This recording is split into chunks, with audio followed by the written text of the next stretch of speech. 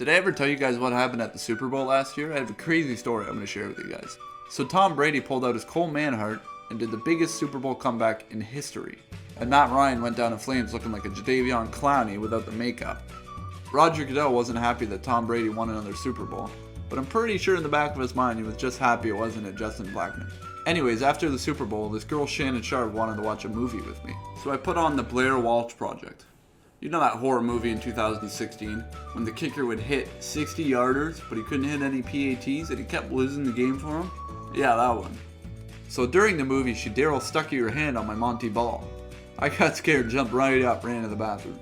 So I was in the bathroom, I was worried that she felt my Reggie Bush because I hadn't been to the Tiki Barber in a while.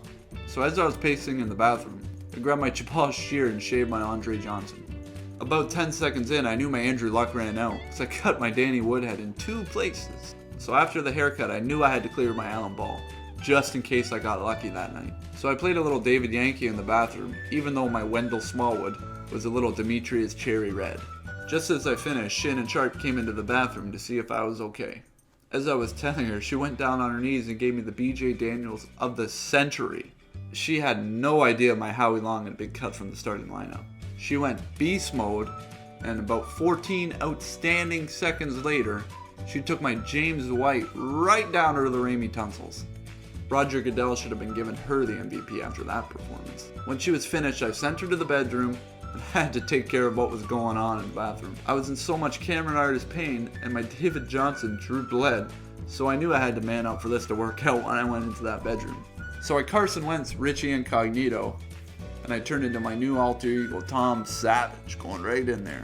It was time to man up, and it had been John weeks since a situation like this had happened, and I wasn't about to Aziz Shidu all over it. So I shimmied over to the bed and told her to Dan Scuda over, so I could put my Brandon Dixon in her Brandon Brown Dukes. So she said, JJ what? The second she finished talking, I slammed my Chad Johnson into her end zone, and popped her Brandon Brown Dukes Demetrius Cherry.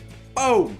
This kind of thing's usually a Drew Brees for me, but I forgot I cut my Willie Young earlier. And guys, another 23 outstanding seconds later, it came to fruition.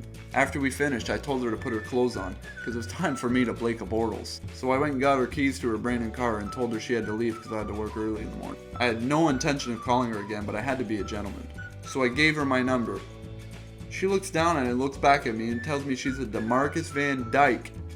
Like, after what just happened, she's a DeMarcus Van Dyke? I thought no way in hell she was William Gay. But I didn't want the situation to continue any longer, so I let her go on her way. Night finished. That was last year's Super Bowl.